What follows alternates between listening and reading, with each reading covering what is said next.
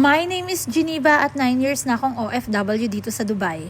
Good day guys! Finally, I'm back on YouTube after a long time na pag-stop ko sa vlogging. Na-inspire ulit ako mag-start, kaya naman uumpisahan ko ito ulit sa pagpapakilala at sa pag-share ng life journey namin dito sa Dubai. Ang mga struggles, blessing, experiences at mga lesson na natutunan ko bilang isang OFW. 2017 nung nag-decide kaming pumunta dito sa Dubai kasama ang aking boyfriend. Of course, na ngayon ay aking asawa na at meron na kaming super cute na isang anak. Kung nga kami mag-abroad, ang trabaho namin sa Pilipinas ay entertainer, sumasayaw kami sa TV at kung saan-saan event. Sa madaling salita, kami po ay rakitera at rakitero. 25 years old ako nung pumunta kami ng Dubai at 22 years old naman ang aking asawa at ngayon ay kami mga 30 na. Dami na rin nagdaan ng mga problema at pagsubok pero salamat Lord dahil 2026 na at andito pa rin kami sa Dubai. Hindi lang yan dahil andito din yung parents ko para tulungan kami mag-alaga sa aming anak. Dati nga lang pangarap ko lang madala dito si mama at papa para maipasyal pero iba ang plano ni Lord, hindi ko akalain na makakasama namin silang tumira dito ngayon. But anyway, maliban sa may regular job ako, isa rin po akong content creator dito sa Dubai at isa yan sa mga pinagkakaabalan ko at part-time ko. Hindi lang naman puro lungkot yung mararanasan at hirap dito sa abroad. Syempre masaya rin naman dito tumira at yung mga problema, kasama naman talaga yun sa buhay, diba? But anyway, sa mga gusto mag-abroad dyan, lagi ninyong naririnig, ang kailangan sa abroad is malakas ang loob, matibay ang kalooban,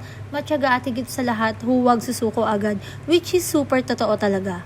Dahil kapag nagtrabaho ka dito sa abroad, sa umpisa darating talaga yung panahon na mapapagod ka. May mga araw na gusto mo na lang umuwi sa Pilipinas kasi namimiss mo yung pamilya mo, mga kaibigan mo, at mapapaisip ka kung tama ba ang naging desisyon mo. Pero normal lang yun. Pero kapag nalagpasan mo na ang pagsubok na yun at natutunan mong mag-adjust at i-enjoy ang buhay dito, unti-unti mo nang mararamdaman na nagiging worth it ang lahat ng sakripisyo mo. But disclaimer lang, iba-iba pa rin tayo ng sitwasyon at journey bilang OFW. Hindi na nga namin namalayan na 9 years na pala kami dito sa Dubai. Dati, ang plano lang talaga namin ay tatapusin lang ang kontrata, mag-iipon tapos uuwi na ng Pilipinas.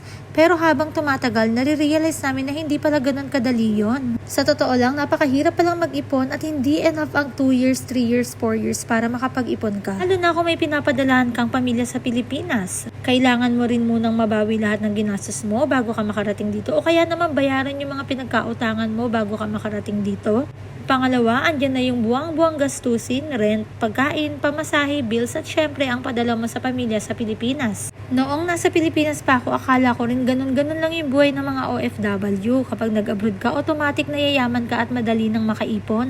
Pero ngayon ako na nakakaranas, ang dami kong naging realizations. Hindi pala lahat na nag-abroad siguradong marami ka ng ipon o marami ka ng investment. Hindi ganun yun kadali. Bawat OFW ay may kanya-kanyang sitwasyon. Hindi pare-pareho ang trabaho, ang sahod, oportunidad at responsibilidad. Sa totoo lang, ang buhay dito ay same lang naman sa Pilipinas. Nagtatrabaho ka para may panggastos ka sa araw-araw at may maipadala ka sa mahal mo. At kung may maitabi ka para sa ipon or sa investment, malaking bonus na yon. Lalo na sa may mga sariling pamilya na. Anyway, ito muna ang i-share ko sa inyo sa next video. Ikukwento ko naman kung paano kami nakapunta dito sa Dubai, paano kami nakahanap ng trabaho, ano ang naging proseso namin at kung ano ang pathway na tinahak namin para makarating dito.